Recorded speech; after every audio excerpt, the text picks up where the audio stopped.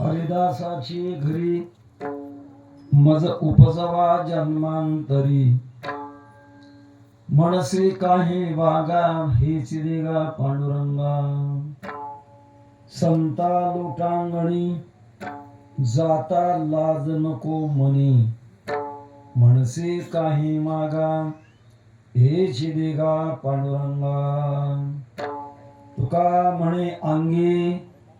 तुका म्हणे अंगी शक्ती दीनाचे रंगी मनसे काही मागा हेच देगा पांडुरंगा पांडुरंगा करो प्रथम नमः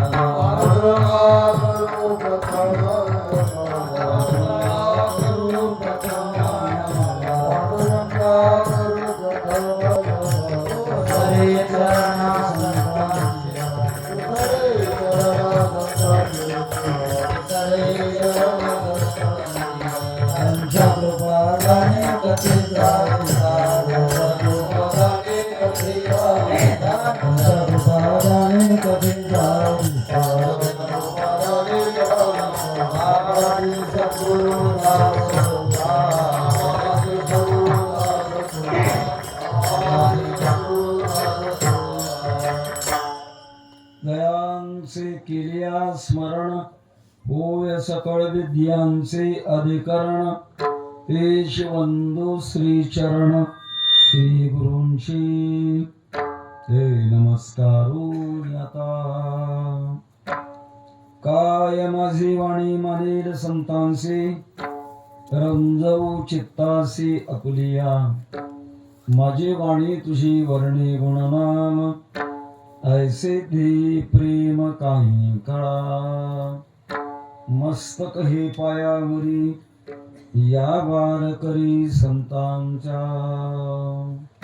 कर्पूर गौरम करुणावतारम संसार सारम भुजगेंद्रहारम सदा वसंतं हृदयारविंदे भवं भवानी सहितं नमामि समचरण सरोजं सान्द्रनीलाम्बुधागं जगन्निहितपाणिं मण्डनं मण्डनानां तरुण तुलसीमाला कंधरं कंजनेत्रं सदय धवलहासं विठ्ठलं चिंतयामि विठ्ठल विठ्ठल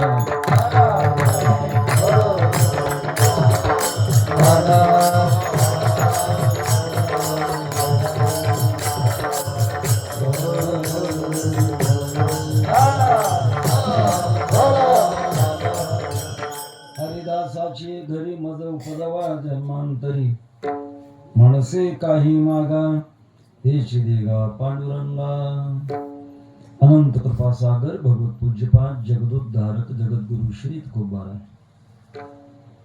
श्री क्षेत्र मैनापुरी संस्थान उंगळा तालुका जिंतूर प्रस्तुत ठिकाणी वैकुंठवासी परमेश्वर प्रातस्मरणीय गुरुवर्य नथुराम बाबा केहाळकर यांच्या 13व्या पुण्यतिथीचा उत्सव आणि त्यातली आज उपांत्य कीर्तन सेवा म्हणजे जागराची अर्थात मागणीची कीर्तन सेवा आहे. संयोजन हरिभक्तपरायण गडदे महाराज आणि बरोबरच आमच्या सद्गुरू जोग महाराज परंपरेतील बरीच कीर्तनकार मंडळी अभ्यास मंडळी आहे. बरोबर या संस्थांचे महंत शिवपुरी टंचनपुरी महाराज आपणा सर्वांना वंदन. मला गडदे महाराजांनी आठवण दिली की गेल्या वर्षी तुम्हाला आम्ही अभंग सांगितला होता ब्रह्मरस गोडी तयासी फावली. महाराजांना हा अभंग फार आवडत होता म्हणाले, याच्यावर कीर्तन करा म्हणून सांगितलं तर ठीक आहे. पण आज उपांत्य कीर्तन सेवा मागायचंय आज काही, आणि त्या मागणी करता आपण हा अभंग स्वीकारलेला आहे. भक्तीच्या क्षेत्रामध्ये परमात्म्याची सेवा केल्यानंतर काही 2-4 प्रकार आपल्याला पाहायला मिळतात. एक वर्ग असा आहे, सेवा करतो पण अजिबात मागत नाही. तुका म्हणे जीव भाव देवा पायी, देवही ते पायी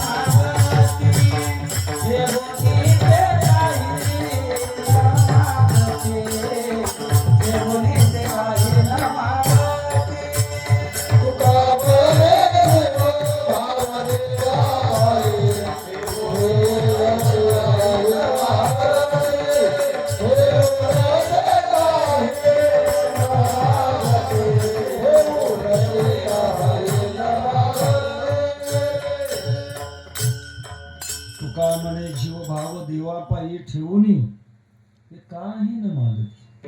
एक पक्ष आहे. दुसरा पक्ष असा आहे की आपल्या गरजेची मागणी करतात. कशाची गरज आहे? जीवाला बंधमुक्त होऊन परमात्मा स्वरूपाशी एकरूप होण्याची गरज आहे. एक वेळ करे या दुःखावे ग, एक वेळ करे या दुःखावे ग,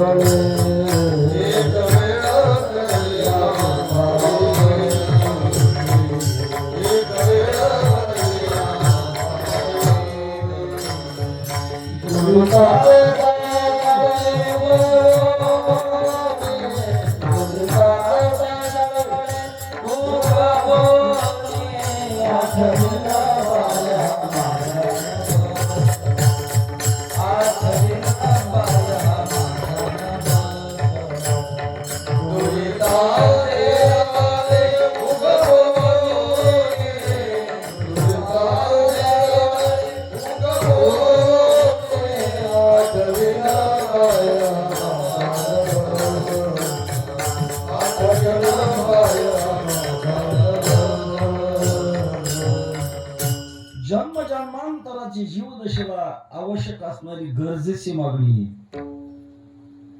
करिया तिमिराचा नाश, उदय होऊनी प्रकाश, तोडी आशा पाश, करी वास हृदय.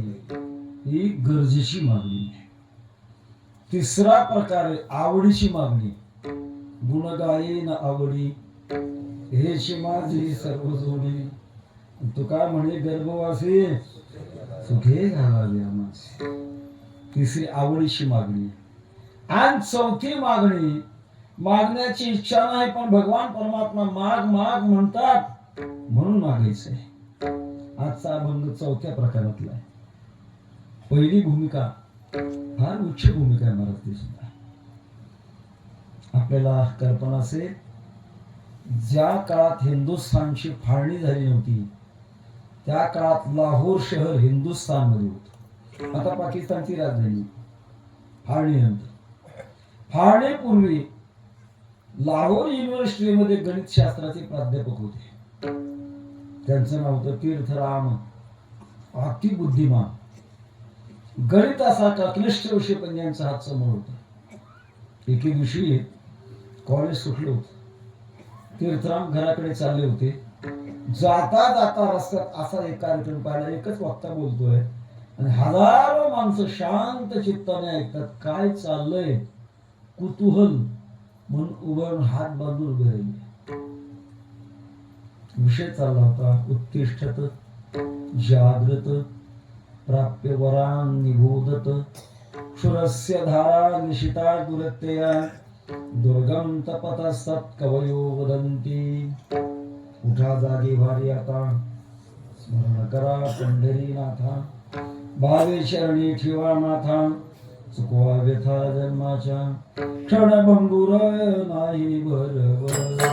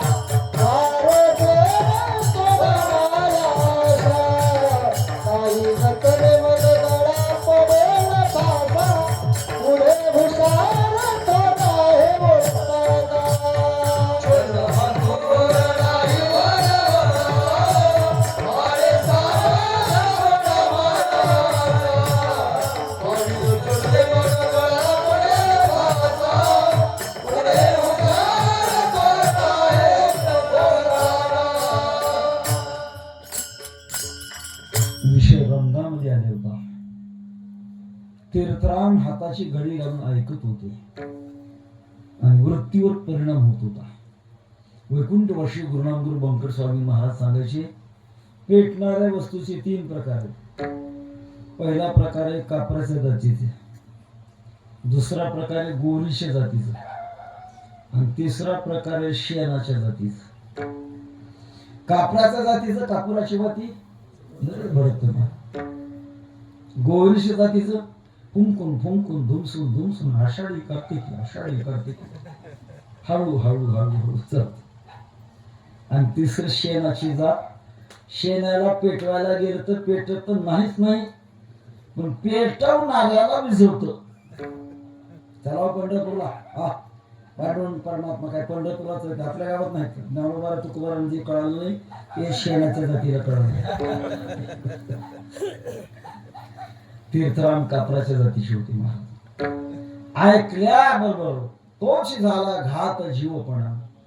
अरे अरे अरे, आतापर्यंत आयुष्य माझी बुद्धी फुकट गेली.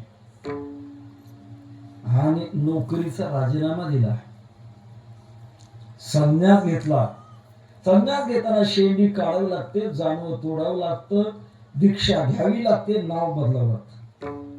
पूर्वीचं नाव होतं तीर्थराम, ते केलं उलट रामतीर्थ. हिमालयात गेले, अत्यंत एकाग्रतापूर्वक तत्परतापूर्वक भगवंताची साधना सुरू केली. काही काळात भगवान प्रत्यक्षात प्रगट झाले.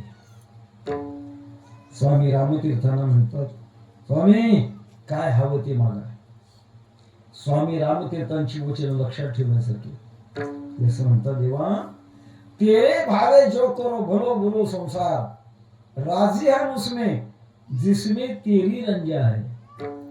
जीता रखे हमें या शेर से तन उतारे, राजी है उसमें जिसमें तेरी रंजा है. तू का म्हणे ठेवी तैसे आम्ही राहू त्या जाईचे, आम्ही राहू त्या जाईचे, आम्ही राहू त्या जाईचे. तू का म्हणे ठेवी तैसे आम्ही राहू त्या जाईचे, आम्ही राहू त्या जाईचे, आम्ही राहू त्या जाईचे. तू का म्हणे ठेवी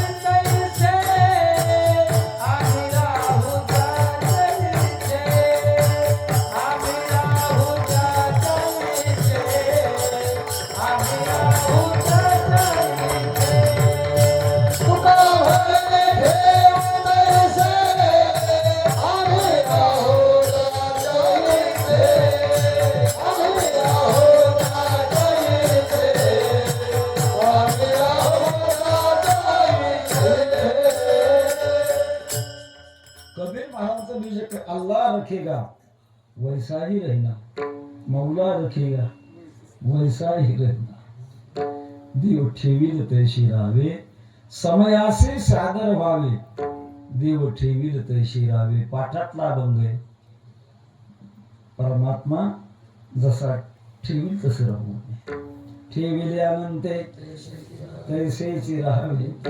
चित्ती असो द्यावे समाधान. काही मागत नाही. हा छोटा प्रसंग सांगेन. आमचे चुलते वैकुंठवासी पद्मश्री शंकर बापू आपेगावकर, त्यांना आणि मला आमच्या वडिलांनी मृदंग शिकवला. 32 बोलात कीर्तन वाजवत होतो. महत्वाची बोल दिली त्याने दिले. आणि त्याने स्वामी महाराजांचं कीर्तन वाजवलं.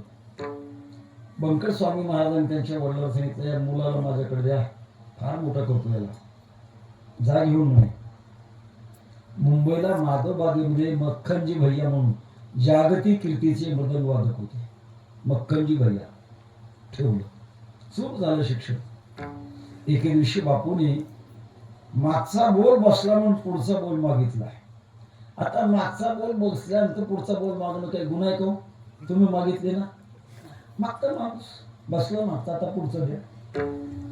बोल मागितले आणि म्हातारा एवढं सांगता आपलं, चल जा यहां से, फिर से मुंह नाही दिखाना, तोंड दाखवू नको, इथून जा. त्यांना कळलं माझं काय चुकलं. उठले आणि गुरुजींच्या घराचा जो मुख्य दरवाजा, त्या दरवाजाच्या जवळ जाऊन बसले. नंतर सूर्योदय ते सूर्यास्त त्या बाहेरच्या दरवाजावर बसायचं. किती दिवस? 4 महिने. आताचा काळ असता तर तुझा बाप दुसरा. फक्त गुरु आत येताना नमस्कार करायचा, बाहेर पडताना नमस्कार करायचा, काही बोलायचं नाही. 4 महिन्याने म्हातारा प्रसन्न झाला. अहो बेटा अंदर, शिकवायला सुरुवात केली. याला वाटलं माझं काय चुकलं, मला कळालं नाही, कमीत कमी विचारून घेऊ. एकदा मक्खनजी भैया प्रसन्न असताना विचारलं, गुरुजी माझं काय चुकलं, मला लक्षात आलं नाही, मला पुन्हा चूक होऊ नये म्हणून याला सांगा माझं काय चुकलं होतं. गुरुजींनी सांगितलं, तू मला बोल मागितलंस, तुला काय पाहिजे ते मला कळतंय का तुला कळतंय? आणि मग तुला कळत असलं तर मी कशा करता म्हणून हात आणून दिला होता. तसं एक भक्ताची भूमिका आहे. अरे देवाला कळतंय मला काय पाहिजे ते, आणि मला जे हवंय तो देतो, मागायची गरजच नाही, असा एक पक्ष. दुसरा पक्ष आहे की आम्ही संसाराच्या बंधनात अडकलो. जन्मावे मरावे, जन्मावे मरावे, जन्मावे मरावे, जन्मावे मरावे, जन्मावे मरावे, खंडन किंवा वावे न करा शुद्धी.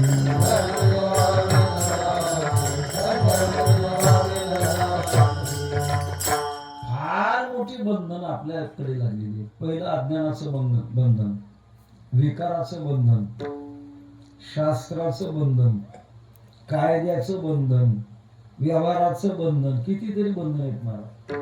आणि जोपर्यंत बंधन आहे तोपर्यंत आनंद नाही. याच्याकरता भगवान परमात्म्याला प्रार्थना करता, देवा एकदा या जीवदशेतून माझा बाजूला करा. ही गरजेची मागणी आहे.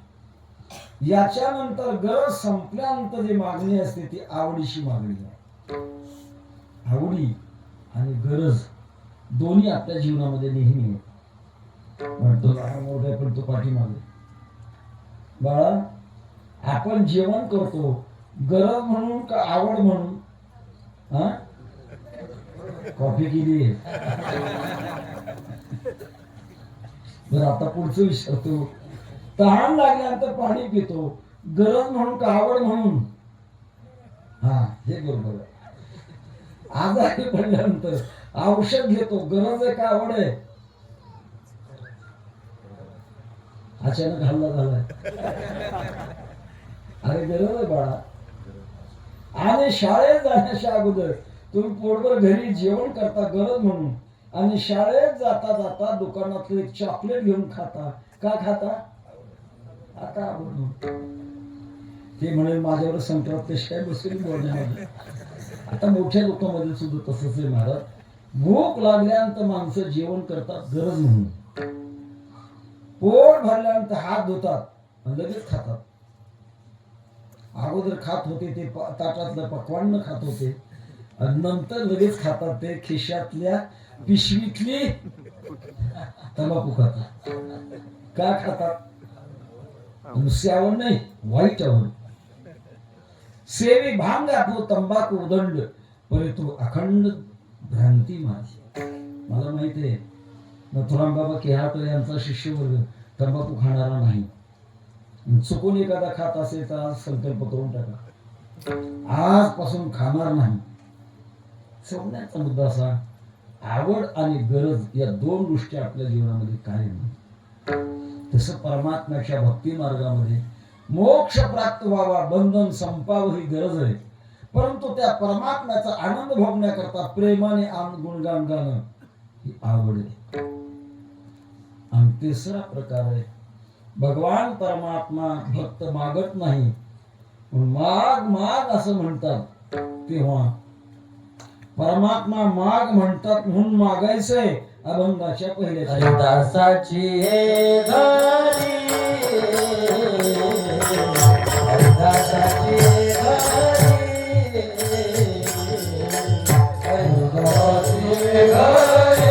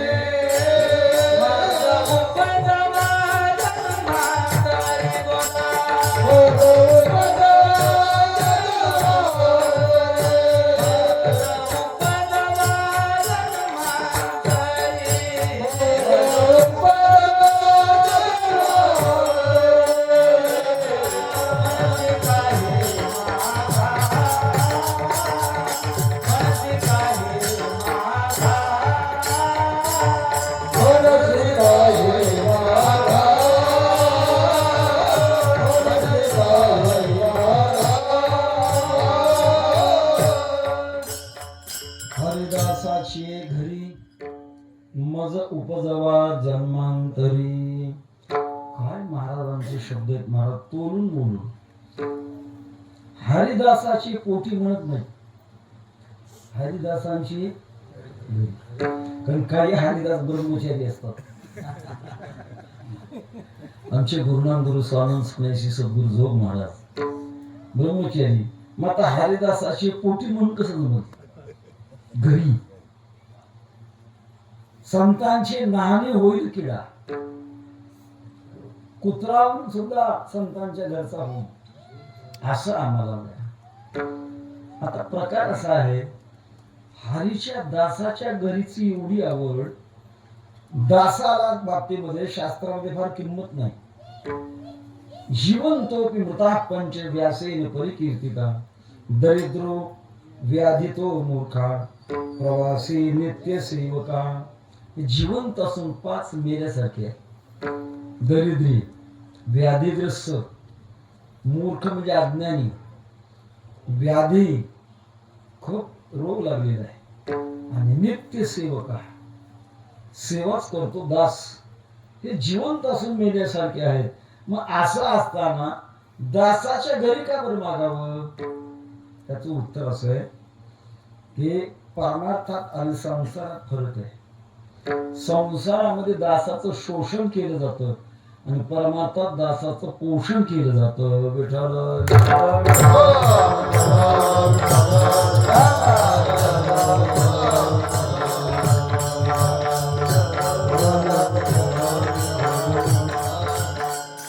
सेवकाच्या शिरी धरुणी चाले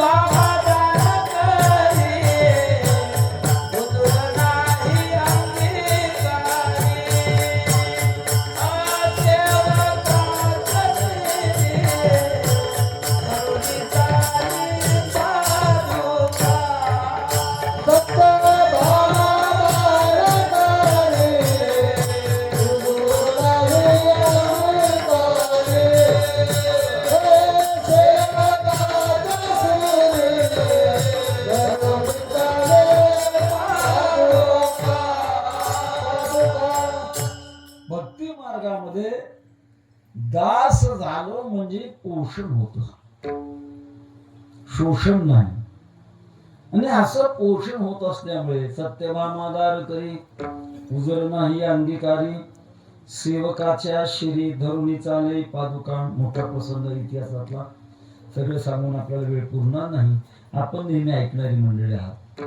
तेव्हा परमार्थात दास होणं म्हणजे एक प्रकारचा मालकाचा मालक होणं आहे. विश्वास येतो करी स्वामीवरी सत्ता, सकळ भोगिता होय त्यांचे. परमात्मा मालक जरी असला तरी सगळं त्याचं सेवन करण्याची ताकद दासामध्ये असते. याच्या करता दास्यत्वाच्या बाबतीमध्ये आपल्या भक्ती संप्रदायामध्ये तुच्छता नाही, श्रेष्ठता आहे. काय काही वेगळ्या वेगळ्या सुद्धा मागण्या आहेत. मग दास करी त्यांचा संत दासांच्या दासांचा, तरी परंतु मला ते हवंय. आता इथं असा प्रसंग आहे, मज उपदवा जन्मांतरी, अनेक जन्मात मला द्या असं म्हणतात महाराज. जर पांडुरंग परमात्म्याला जर विनंती केली असती तर देवा माझा जन्म असा ठेवा, चिरंजीव ठेवा, आणि हरिदासाच्या घरचं मला संपर्क जोडा, असं जर मागणी मागितली असती तर जमलं असतं का? पण संत मात्र परमात्म्याची जी मर्यादा आहे ती मोडत नाही. हे सगळ्यात महत्वाचं लक्षात ठेवा. भगवान निर्गुण निराकार हे स्वरूप आहे, पण शुद्ध मायेची उपाधी लागली मग त्याला ईश्वर म्हणतात. जीवाला ब्रह्म होता येतं, ईश्वर नाही. ईश्वरत्वाची उपाधी वेगळी आहे. राया विठोबाचे पद राया विठोबाचे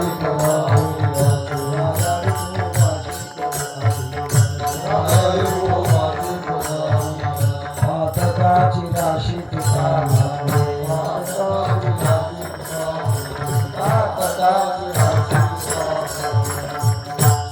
भगवान जे करतात ते ईश्वरत्वाची उपाधी आहे. जग निर्माण करण्याकरता ब्रह्माला जेव्हा शुद्ध मायेची उपाधी लागते तेव्हा ईश्वरत्व प्राप्त होतं आणि मगच जगाची निर्मिती होते. ज्याला कुठली उपाधी नाही अशा ब्रह्माच्या ठिकाणी काहीच येत नाही, असा काय करू शकेल महाराज? देवी हिशा गुणमयी मम माया गुरत्या मामे वै प्रपद्यन्ते माया मेतांतरंती ते. मायेच्या द्वारा भगवत शक्ती जेव्हा जगाचं कार्य निर्माण करते तो ईश्वर आहे. ईश्वरत्वाची उपाधी आपल्या भक्ताने कधी मागितली नाही महाराज, आणि मागू नये. एक प्रसंग झालेला आहे, ऐकलेला तो सांगतो. शांती ब्रह्म एकनाथ महाराज पांडुरंगाच्या दर्शनाला जात असताना रस्त्याने एक माणसाचा डोळाच नाही, दुसऱ्या माणसाला दोन्ही डोळे नाही, एका माणसाला एक हातच नाही, दुसऱ्या माणसाला दोन हातच नाही, एका माणसाला एक पायच नाही, दुसऱ्या माणसाला दोन्ही पाय नाही. हे पाहिल्यानंतर पांडुरंगाच्या दर्शनाला गेले. पांडुरंगा, द्वंद्व झाला तुझा दरबार. अरे अरे अरे अरे, तुमच्या दरबारात समानता नाही. येत असताना पाहिलंय, एका डोळ्याचा अंधान, दोन डोळ्याचा अंधान, एका हाताचा खोळा, दोन हाताचा खोळा, पांगळा, हे सगळं पाहिलंय. तुम्ही जगाचे मालक आहात, तुम्ही सगळ्यांना आनंदी का करत नाही? मी जर तुमच्या जागेवर असतो तर सगळ्यांना आनंदी ठेवलं असत.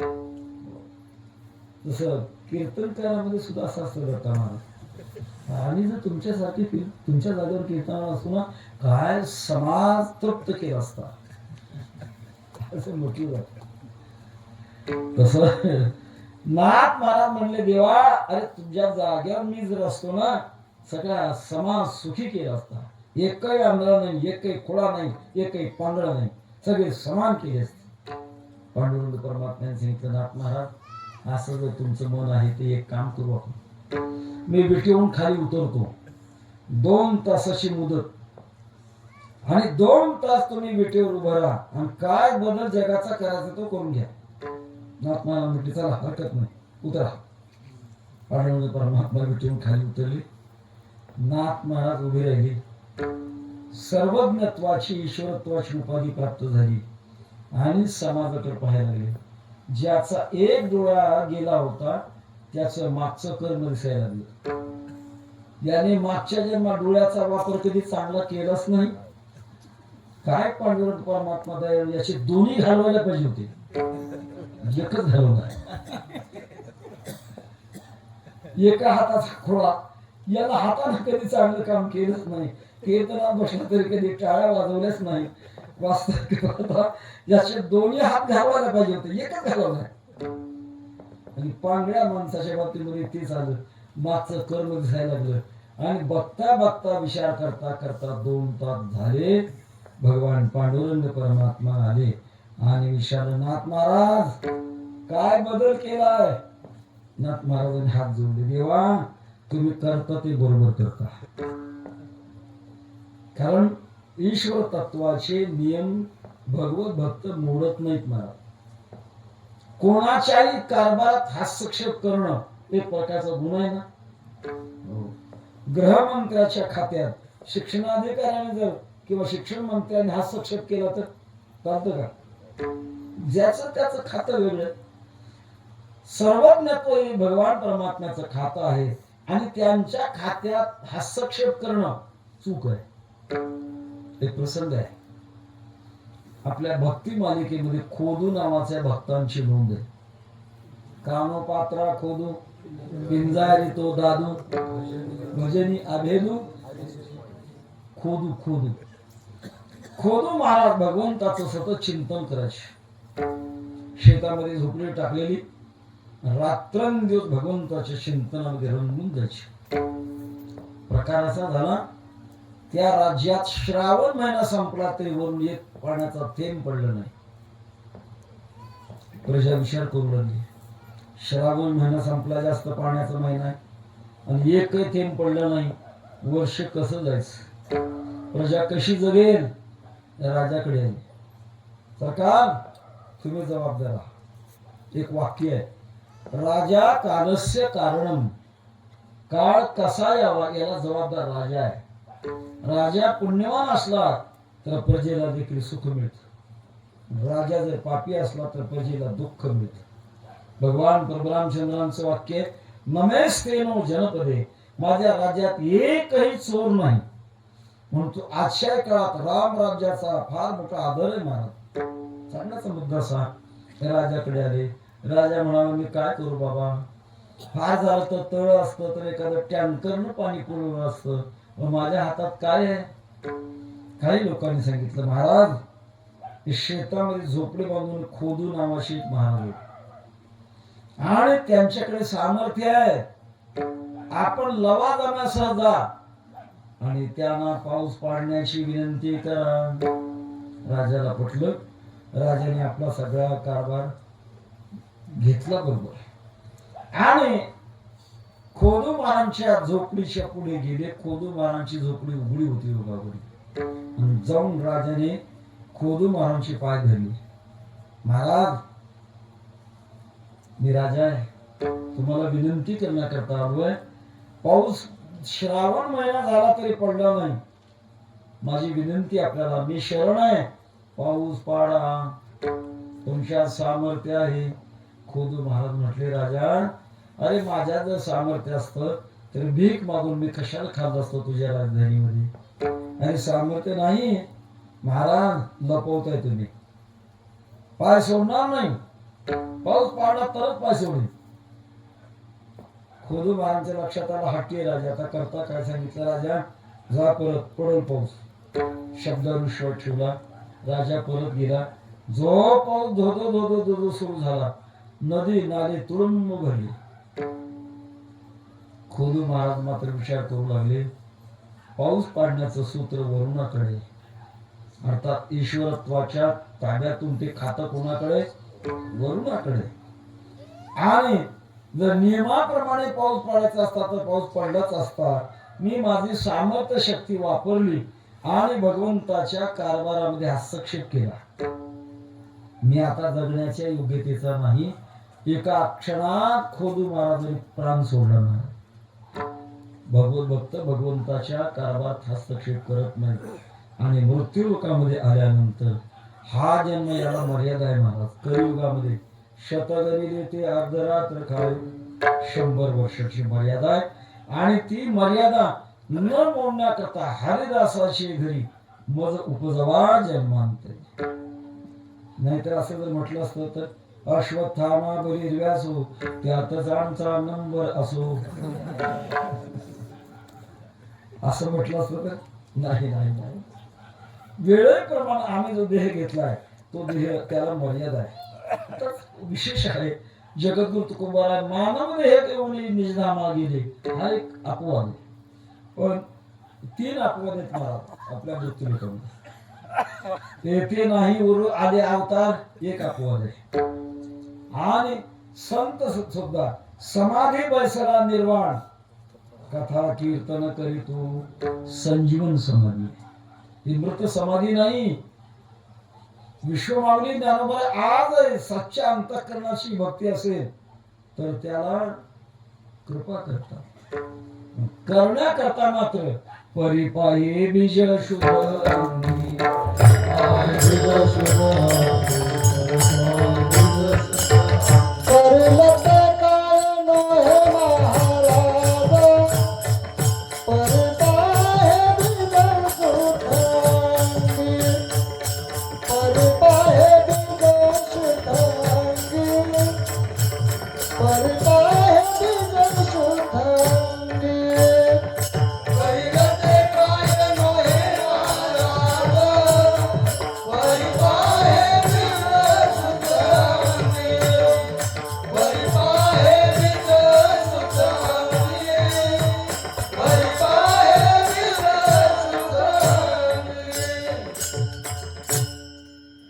मंडळीला वाटेल हे बुवा परीक्षा घ्यायला लागले की काय.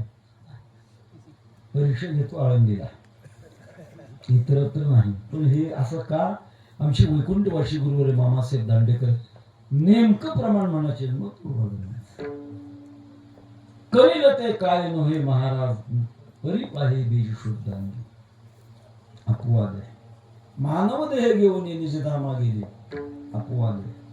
आणि कृष्णावतारामध्ये द्वारकेला आपण जर गेला तर पिंपळाच्या खाली जिथं भगवंताचा विग्रह समाप्त केला तो पिंपळ अजून दाखवतात समुद्राच्या काठी. आणि भगवंताच्या देहाच्या बाबतीत उत्तरविधी झाला आणि सगळी रक्षा समुद्रात टाकून दिली. पण कृष्ण परमात्म्याचं हृदय मात्र तसंच राहिलं. वाहत वाहत ओरिसा प्रांतामध्ये गेला. समुद्र किनारा. तिथल्या राजाला स्वप्न पडलं, अरे मी आलो इथं आणि काष्ट मूर्ती करून मला त्याच्यात स्थापित कर.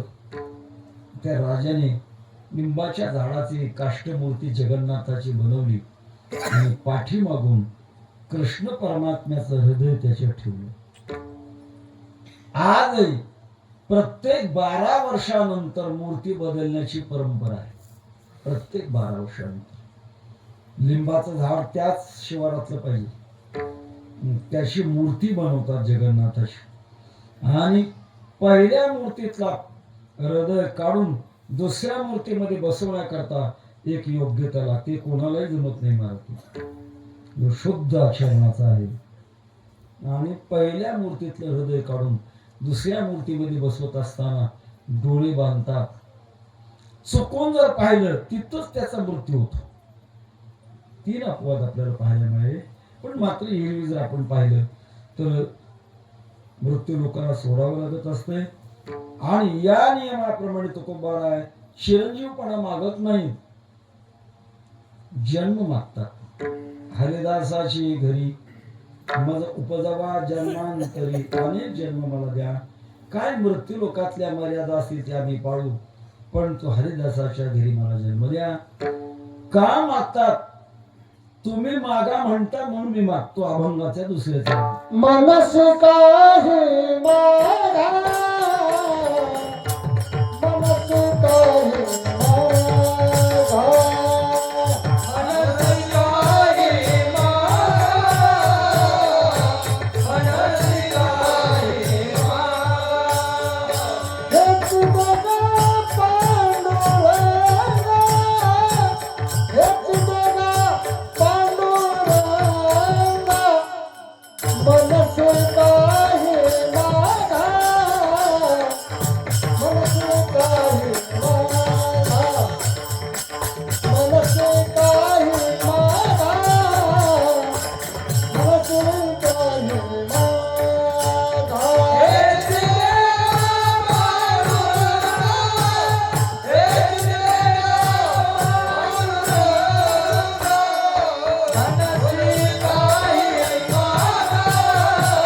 पांडुरंगा, मनस काहे मागा, मनस काहे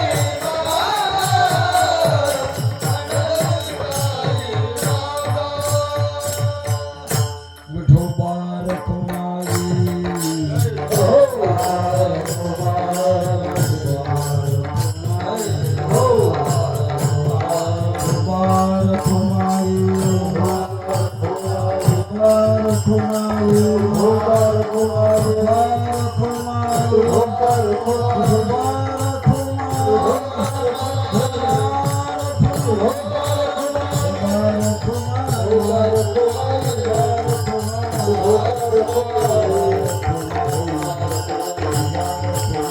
कुमार कुमारी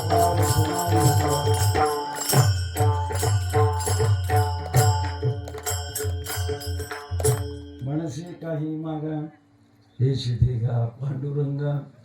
पहिली साथ, मधली साथ, शेवटची साथ म्हणणं टाळकऱ्यांचा जन्मसिद्ध हक्क आहे. कीर्तन त्याने हिरून घेऊ नये.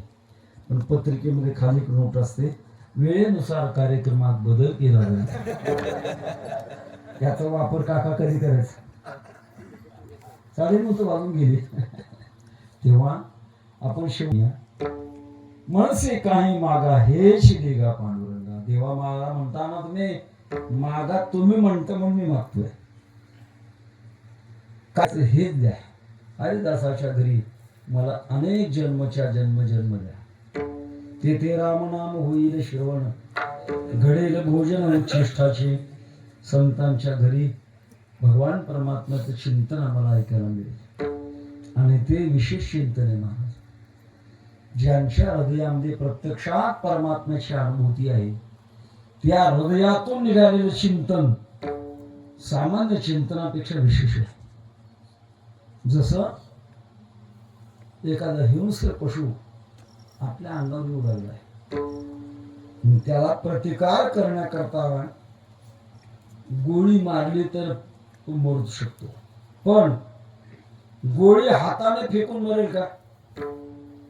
गोळी बंदुकीतून जायला पाहिजे, तरच तो मरतो. तसं संतांच्या बाबतीमध्ये त्यांच्या हृदयाला स्पर्श करून बाहेर पडलेली जी काही वचन आहेत त्याच्यात काही वेगळी शक्ती असते. आणि म्हणून तो आग्रह आहे, माणसे काही मागा हे शिदेगा पांडुरंगा हेच द्या.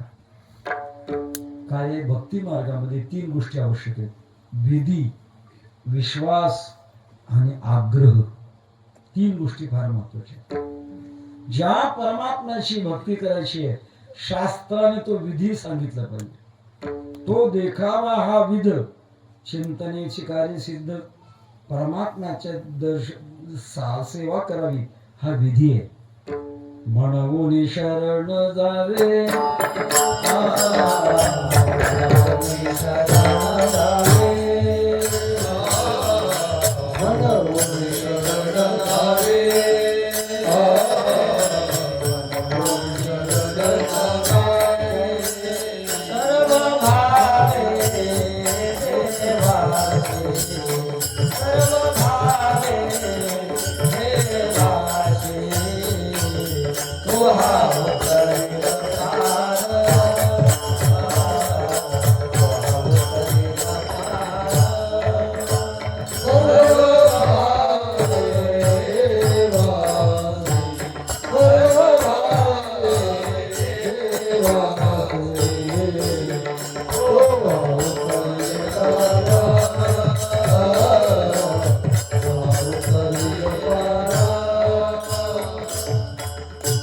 विधी.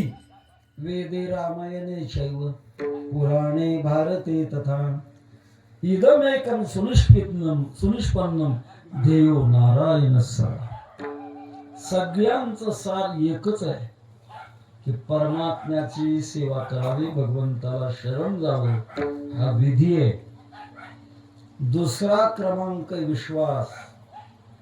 सोडवील माझा स्वामी निश्चयसी, प्रतिज्ञा हे दासी केली आम्ही, जेथे जातो तेथे तो माझा सांगते, चालविसे हाती धरुनिया. विश्वास पाहिजे मला. विश्वासात खरदायक. विश्वासाची धन्य जाती तेथे बसती देवाची. एक प्रसंग आहे. एक गुरुकुल होतं. गुरुकुलामध्ये अनेक विद्यार्थी शिक्षण घेत होते. तीव्र बुद्धी सगळ्यांच्याच वाटेला थोडी आलेली असते. वर्गामध्ये 5-25 जरी मुलं असले तरी सगळ्यांची बुद्धी थोडी सारखी असते. सगळेच काय फर्स्ट क्लास बुद्धीचे थोडेच असतात, कमी अधिक असते. एकदा पाठ घेण्याची वेळ झाली आणि नेमका एक शिष्य आला नव्हता. बाकीच्या सगळ्या शिष्यामध्ये चर्चा चालली की पाठ घ्यायला उशीर कशाला. कारण इतर शिष्यामध्ये कोणी सहस्र बुद्धे, कोणी लक्ष बुद्धे असे बुद्धिमान विद्यार्थी होते. सांगितलं, गुरुजी वेळ झाली, करा पाठ सुरू. अरे तो अजून आला नाही ना एक शिष्य. महाराज आला काय, अन्न आला काय त्याच्याकरता थांबायचंय. गुरुजींना वाटलं त्याचा अधिकार दाखवावा आपण. हरकत नाही म्हटले. पाठ सुरू झाला. पाठ संपल्यानंतर गुरुजींनी बाजारातनं केळी मागवली आणि प्रत्येकाला एक केळी दिलं. सांगितलं आता घरी जा. घरी जाऊन हे केळं असं खायचं की तुम्हाला कोणी पाहत नाही अशा ठिकाणी खायचं. चालते म्हटलं. प्रत्येकाने आपलं आपलं केळ घेतलं, घरी गेले. कोणी घराच्या आतल्या भागात जाऊन केळ खाल्लं, कोणी वरच्या मजल्यावर जाऊन केळ खाल्लं. जिथं आपल्याला कोणीच पाहत नाही तिथं जाऊन केळ खाल्लं. पण जो विद्यार्थी उशिरा आला होता, ज्याच्याविषयी इतर विद्यार्थ्यांनी उपहास केला होता, उपहास कोणाचाच करू नये. उपहास जर केला तर आपलाच अधिकार कमी होत असतो. कोणाचाच उपहास करू नये. उपहास केलेला होता. दुसऱ्या दिवशी पाठाला सगळे विद्यार्थी आले. आल्यानंतर प्रत्येकाला विचारले, तू कुठे खाल्लं? गुरुजी टेरिसवर जाऊन खाल्लं. घरामध्ये कोणी नव्हतं. अशा खोलीमध्ये कातून कडी लावली खाल्लं. की सगळ्यांनी आपला आपला पुरुषार्थ सांगितला. शेवटी जो बुद्धीला कमी होता आणि उशिरा आलेला होता त्याला विचारलं तू केळ खाल्लं का रे? गुरुजी नाही खाल्लं. हे बघा खिशात केळ पुढे ठेवले. बाकीचे विद्यार्थी हसायला लागले. खायची अक्कल नाही आणि ब्रह्मज्ञान शिकायला का रे? तुला असं एखादं ठिकाण नाही का मिळालं की तुला कोणी पाहत नाही? सांगितलं गुरु महाराज तुम्ही सांगितलंय हे सर्वज्ञ सर्वविद परमात्मा जाग जागेवर व्यापक आहे. विठ्ठल जळी स्थळी भरला आणि मग त्याला सोडून केळ कसं खाऊ म्हणून खाल्लं नाही. सांगण्याचा माझा मुद्दा असा की ती उच्च अवस्था महाराज असे विश्वास पाहिजे. विश्वास नाही तर त्यांचं सांगायचंच काम आहे आपलं ऐकायचंच काम आहे. असंच चालायचं असंच आपण करत राहिलो पुढे तर पुढे आपली गाडी जाऊ शकत नाही. आपली गती तिथं थांबणार. दुसरा विषय आहे विश्वास आणि तिसरा विषय आग्रह. भक्ती क्षेत्रामध्ये आपली काही योग्यता बनल्यानंतर परमात्म्याच्या पुढे आपण आग्रह धरला पाहिजे. घातली लोळणी गा पुंडलिके वाळवंटी आणि कोपमन्यू एक बाळ धाकुटे बैसोनी खोळी शुकराही गरबी आंधळा. हे काय आग्रह महाराज. एक प्रसंग आहे. स्वामी विवेकानंदांचे सद्गुरू रामकृष्ण परमहंस बालपणापासून काली मातेचे सेवक होते. पूजा करत होते आणि इतकं अशा प्रकारचं त्यांचं ध्यान लागलं होतं. पावसाळ्याच्या दिवसात घराच्या बाहेर पडले आकाशामध्ये जर काळे कुट्ट ढग निर्माण झाले तर तिथं समाधी लागायची. का? माझी काली माता अशाच रंगाची आहे. एवढा त्यांच्या अंतःकरणात भावावेश होता. आणि एके दिवशी असं मनामध्ये आलं इतके दिवस झाले आपण काली मातेची पूजा करतो पण अजून काली मातेने आपल्याला दर्शन दिलं नाही. रामकृष्ण परमहंस हट्टाला पोहोचले. एक तलवार प्राप्त करून घेतली. मंदिरात गेले. काली मातेचं दर्शन घेतलं. हात जोडून विनंती केली आई आज जर तू मला दर्शन नाही दिलंस या तलवारीने मी स्वतःचा शिरच्छेद करून घेईन. अशी गर्जना केल्यानंतर काली माता डगमगली. मूर्तीतून प्रगट झाली प्रत्यक्षात काली माता. रामकृष्ण परमहंसाने दर्शन घेतलं आणि कृतकृत्य अवस्था प्राप्त झाली. कृपया आपल्यापैकी असा कोणी प्रयत्न करू नका. कारण बँकेत चेक वाटतो कोणाचा ज्याचं बॅलन्स आहे. आपलं काम आहे बॅलन्स वाढवायचं आणि सांभाळायचं. हे फार महत्वाचं. येईल कधीतरी ती वेळ. आग्रह तसं हे श्रीगा पांडुरंगा तेव्हा आमचा आग्रह आहे आम्हाला हेच पाहिजे. हे याच्यात अंतर्गत मागणी आहे. ती अभंगाच्या तिसऱ्या चरणात सांगतात. संत लोटांगणी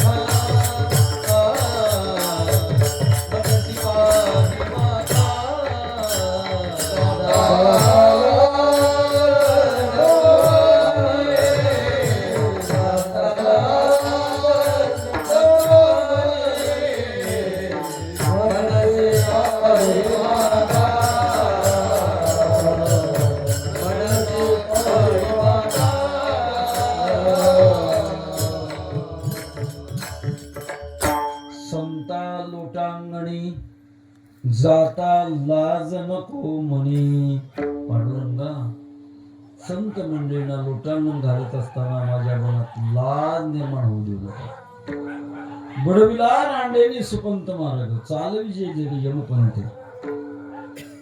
लाज तेवढी नारायणी वाकडी वाणी सामान्य अवस्थेमध्ये असं असतं पण आमच्या मनात लाज येऊ देऊ नका. दंडवत दंडापरी मागे उरी मोरावी. दंड आणि त्या दंडाला खाली त्याचं टोक चिटकवलंय, वर एक बोट धरलंय, असं उभा केला दंड. बोट काढून घेतल्यानंतर दंड कसा पडतो काही विचार करत नाही. त्याच्यामध्ये त्याला कुठलाही जसा विचार नाही, तसं दंडवत घालत असताना मात्र कुठला विचार संकोच नसावा लागतो.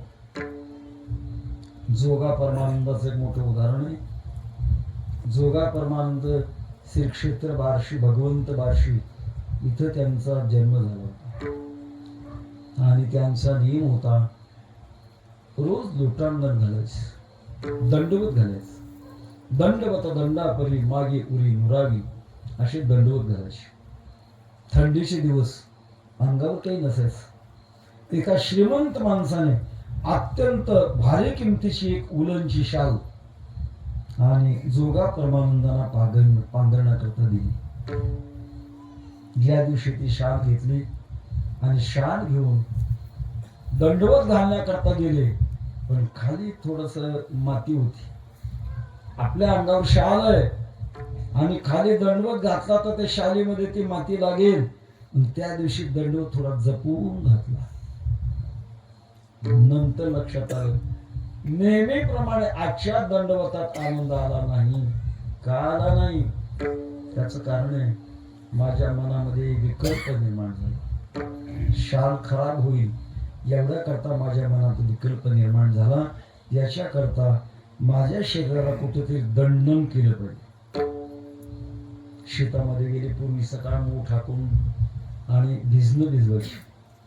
शेतकऱ्याकडे दारुडी नव्हता, स्वतःच मूग टाकायची आणि जाऊन वाफे मोडायची. जोगा परमानंदाने विनंती केली, एक काम करा, मी तुमची दारे मोडतो, तुम्ही मूग टाका, लवकरात लवकर भिजणं उरकेल आणि भिजणं झाल्यानंतर तुमचे बैल मला 10 मिनिट माझ्या ताब्यात द्या. शेतकऱ्याला म्हटलं बरं की दारे धरणार आणि काम लवकर होणार. बरोबर सगळं भिजणं झालं आणि झाल्यानंतर त्या शेतकऱ्याने त्या शिवराला बांधलेला दोरा सगट जोगा परमानंदाच्या ताब्यात बैल दिले. जोगा परमानंदाने तो दोर होता तो आपल्या दोन्ही पायाला बांधला आणि बैल हाकलले. काय झालं असेल मला? फरफटत फरफटत बराच काळ ते शरीर अंगावर जखमा झाले. का? याने आज मला आनंद दिला नाही अशी वृत्ती अंतःकरणात.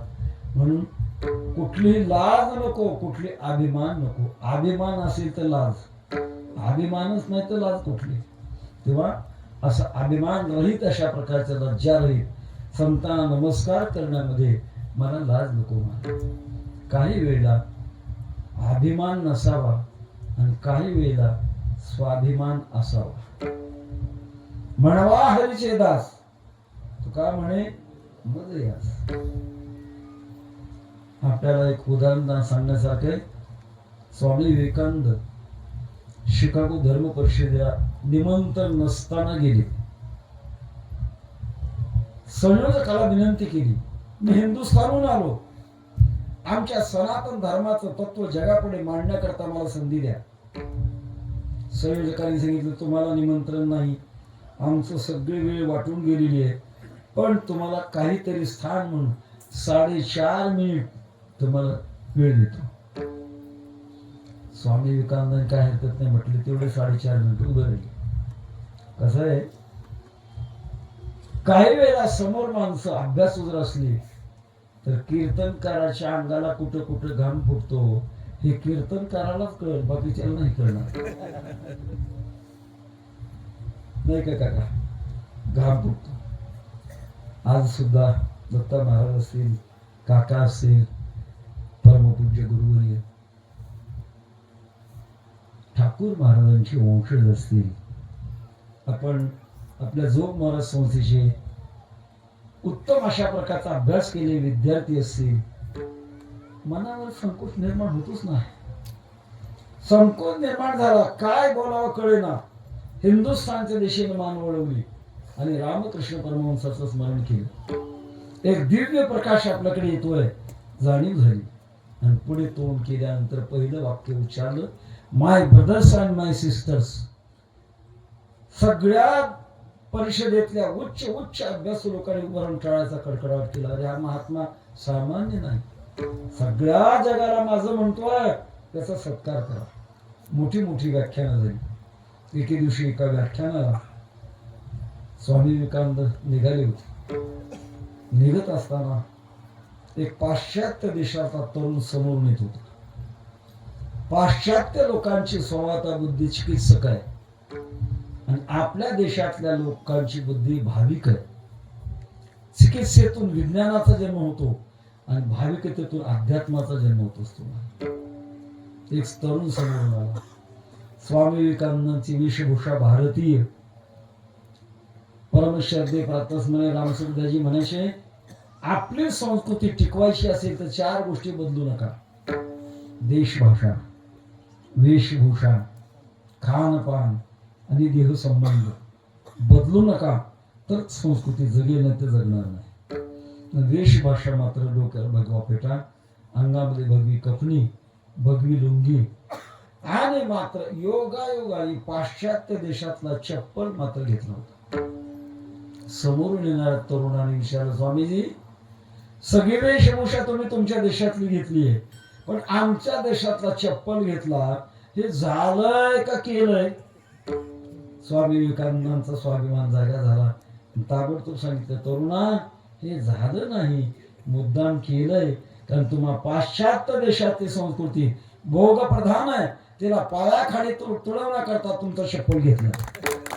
आणि माझ्या देशातली संस्कृती त्याग प्रधान आहे, तिला मी डोक्यावर धारण करतो. याचा धरीन अभिमान,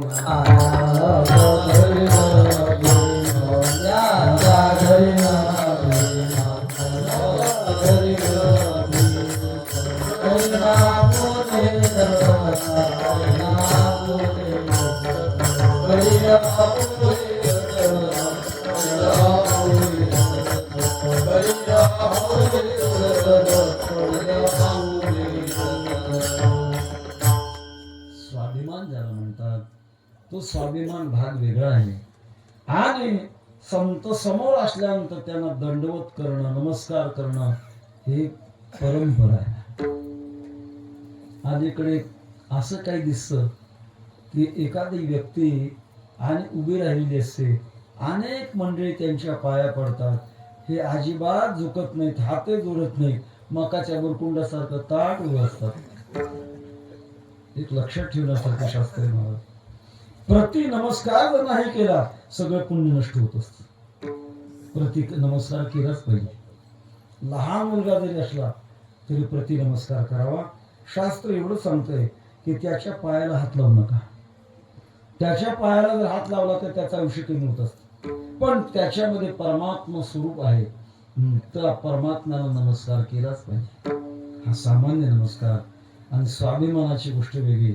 छत्रपती शिवाजी महाराजांच्या जीवनातला एक प्रसंग मी ऐकलाय.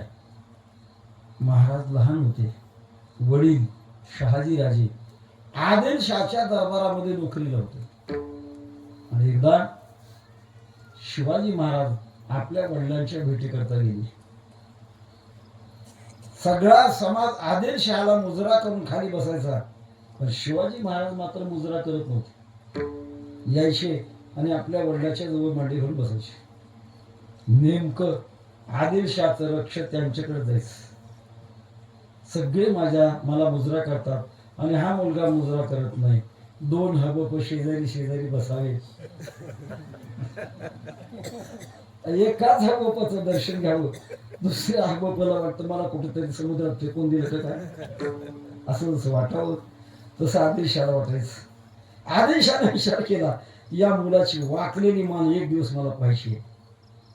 आणि म्हणून आदिलशाहने दरबार भरवला आणि त्या दरबारात जाण्याकरता प्रवेशद्वार इतकं खुलं केलं, किती जरी लहान असला त्याची मान खाली अशी वाकलीच पाहिजे, असं दार बनवलं. सरदार सुभेदार मंत्री यायचे, खाली वाकायचे, आत जायचे, आदिलशाहला नमस्कार करायचे.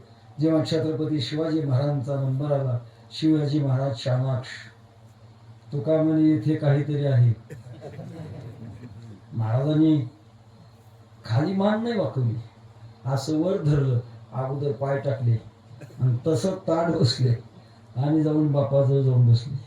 तुला माझी वाकलेली मान दिसणार नाही, पाहायचं तू माझी पाय बघ अगोदर. स्वाभिमान ज्याला म्हणतात, तो स्वाभिमान वेगळा. पण संतत्वाच्या समोर मात्र कुठल्याही प्रकारचा अभिमान स्वाभिमान न ठेवताना त्यांना लोटांगण घालण्याची वृत्ती माझ्या मनामध्ये यावी असं सांगितलं. संता लोटांगणी जाता लाज नको म्हणी, मनशी काही मागा हेची दिगा पांडुरंगा. आणखी भगवान परमात्मा तुम्हाला मागायचंय ते अभंगाच्या शेवटच्या चरणात. तुका म्हणे अंगी, तुका म्हणे अंगी, तुका म्हणे अंगी, तुका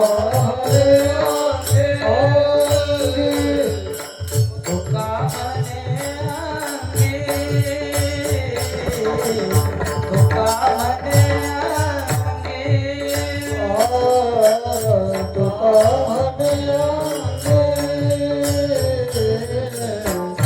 तुका म्हणे शक्ती देई नाचे रंगी, शक्ती देई नाचे रंगी, मनसी काही मागा, मनसी काही मागा. शक्ती देई नाचे रंगी, शक्ती देई नाचे रंगी, मनसी काही मागा.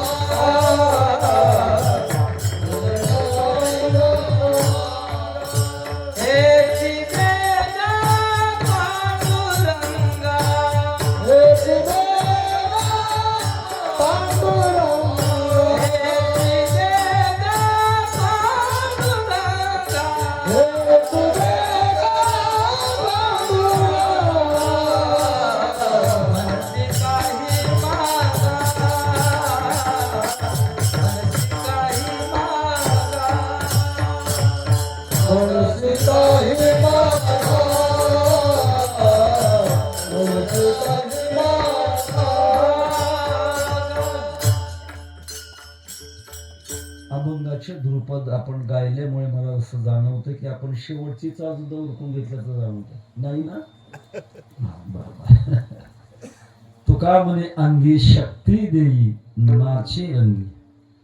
शारीरिक शक्ती वेगळी, मानसिक शक्ती वेगळी, बौद्धिक शक्ती वेगळी आणि प्रेमाची हृदयातली शक्ती वेगळी. आणि ती शक्ती तुमच्याशिवाय मला मिळणार नाही. प्रेम देवाचे देणे, देहभाव झाले देणे, न धरावी म्हणे शुद्धी देश काळाची. असं प्रेम मला हवंय.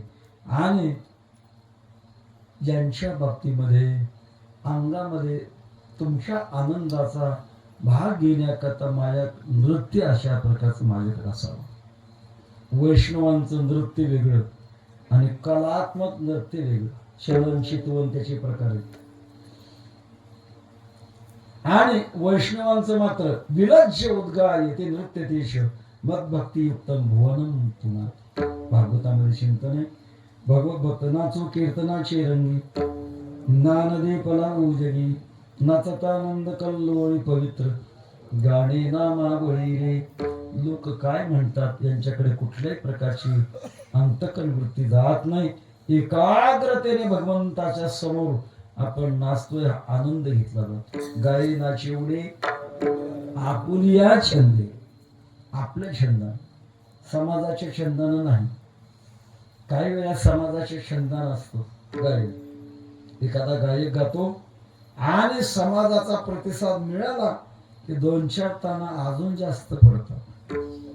क्या बात है, वन्स मोर, वारे वाघा. समाजाकडे बघून असतं. पण जो काही समाजाकडे बघत नाही, एकच भगवान परमात्म्याकडे पाहतो, त्यांना ही शक्ती मिळाली असते. उदाहरण प्रसिद्ध आहे. ज्या काळात आपल्या देशाचा सम्राट राजा अकबर होता, त्याच्या दरबारामध्ये तानसेन नावाचा गवई होता आणि त्याच्याकडे असं सामर्थ्य होतं. म्हणतात पावसाची गरज असेल, आकाशामध्ये ढग जर जमा झाले असतील तरी मेघ मल्हार राग आळवला की पाऊस पडायचा. दरबार भरलेला असावा आणि दिवे लावलेले असावे पण पेटवलेले नसावे. अशा वेळेला सूर्यास्त झाला की पटदीप नावाचा राग आळवला की दिवे आपोआप लागायचे. इतकं त्या तानसेनचं गायन असायचं. एके दिवशी निवांत असताना अकबरने तानसेनला विचारलं, तानसेन तू जर इतका सुंदर गातोस, तुझे गुरुजी किती सुंदर गात असते, मला तुझ्या गुरुजीचं गायन ऐकव. तानसेननं सांगितलं, सरकार माझे गुरुजी राजा पुढे गात नाही, माझे गुरुजी गातात फक्त देवापुढे, आणि ते वृंदावनला आहे. त्यांचं नाव आहे हरिदास प्रभू. जेवढ्या चिजा आहेत गायकी क्षेत्रामध्ये त्या चिजाचे निर्माते हरिदास प्रभू होते. आणि तुम्हाला त्यांचं जर गायन ऐकायचं असेल तर राजवेश धारण करून जमणार नाही, मग सामान्य वेश धारण करावं लागेल, मग तुम्हाला ऐकायला मिळेल. अकबराला ऐकण्याची इच्छाच होती. सामान्य वेश धारण केला आणि तानसेन आणि अकबर हा वृंदावनला आले. हरिदास प्रभू भगवान कृष्ण परमात्म्याच्या पुढे तंबुरा घेऊन बसले आणि जे गायन सुरू केलं, गायन करता करता अकबराला समाधी लागली. म्हणतो समाधी लागल्यानंतर गायन संपलं, भजन संपलं, समाधी उतरली आणि दोघे पुन्हा दिल्लीला परत चालले. अकबरने विचारलं, तानसेन काय तुझे गुरुजी? अरे तुझ्या गुरुजीच्या गायनाने मला समाधी लागली, तुझ्या गायनाने का लागत नाही? तानसेनने उत्तर दिलं, सरकार आम्ही गातो ते जगा करता आणि माझे गुरु गातात ते देवा करता. देवा देवामध्ये फरक आहे. त्याच्यामुळे देवा तुमच्या द्वाराच मला ती शक्ती पाहिजे. तुका म्हणे अंगी शक्ती दे नाचे रंगी, मनसे काही मागा येशी दे गा पांडुरंगा. ज्ञानेश्वर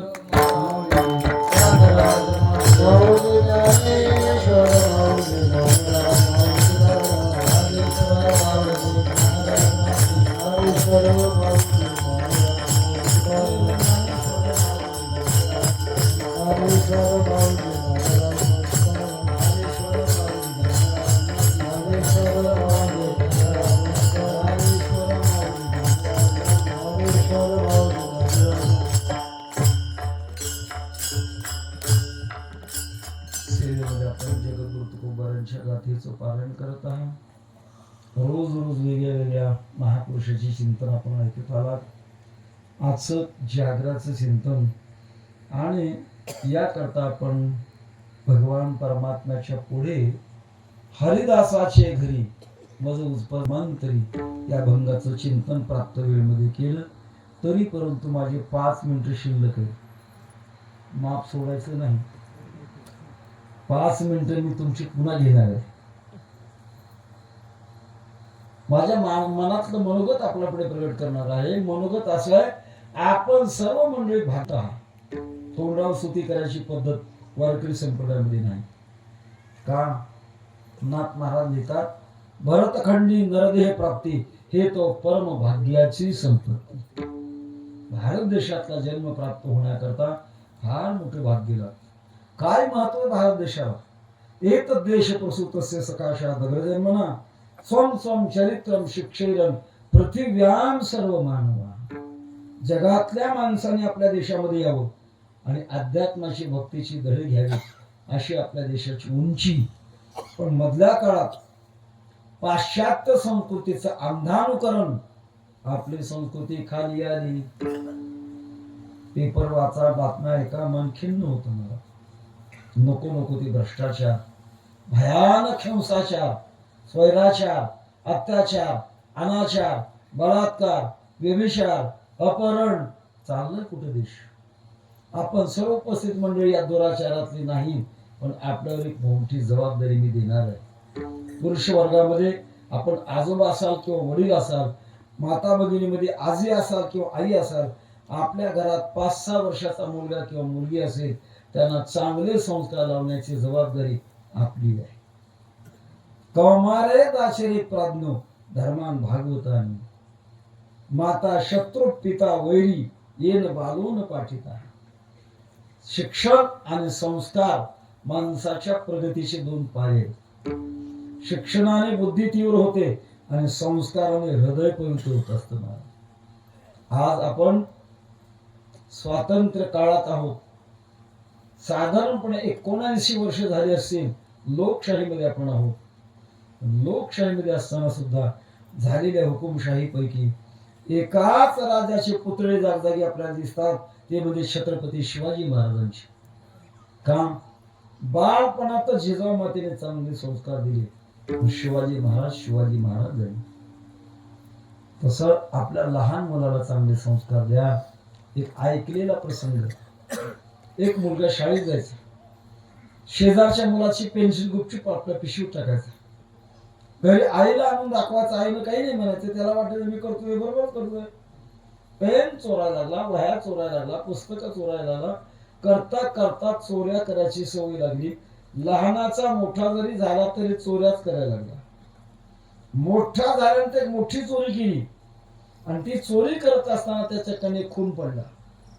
खून सिद्ध झाला, त्याला झाली फाशीची शिक्षा. विषयाला आता तुला फाशी देणार, शेवटची इच्छा काय आहे? काय नाही म्हटलं, मला घरी घेऊन चला, आईचं शेवट दर्शन घेऊ द्या आणि मग द्या फाशी. थोडा मात्र बघताय, बेड्या घालून घरी नेला. आई उभी होती. दर्शन घेण्याकरता खाली जो वाकला, आईच्या पायाचा अंगठा दातात धरून काडकन फोडला, अंगठ्याचा तुकडा पडला. आई मोठमोठ्याने रडायला लागली. पोली धुपटा लागली. मूर्खा, फाशीला जायचं, आईचं दर्शन घ्यायचं म्हटलंस आणि आईच्या पायाचा अंगठा तोडलास. त्याने सांगितलं, केलं ते बरोबर केलं. आज मला फाशीला जाण्याशिवाय आली ती इच्छामुळं. येणं जर मला बालपणामध्ये चांगले संस्कार लावले असते तर मला फाशीला जाण्याची आली नसती. या प्रसंगातलं गांभीर्य आपण लक्षात घ्या. आज बिघडलेला समाज सुधारण्याची ताकद पैशात नाही.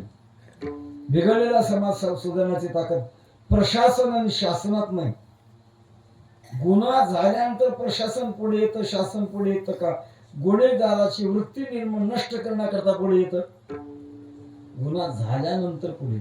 म्हणून असं म्हणावं लागेल, आज पैशात बिघडलेला समाज सुधारण्याची ताकद नाही. प्रशासन आणि शासन यांच्यात सुद्धा समाजाची मूळ वृत्ती सुधारण्याची ताकद नाही. आज समाज सुधारण्याची ताकद फक्त वारकरी संप्रदायामध्ये.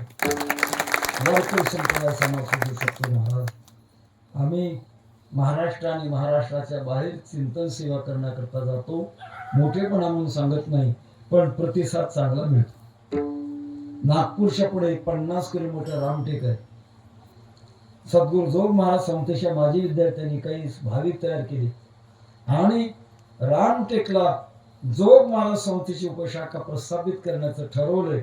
आणि एका भाविकाने खर्च करण्याकरता 4 एकर जमीन, जिची किंमत 4 कोटी आहे, अशी संस्थेच्या नावानं रजिस्ट्री करून दिली आहे.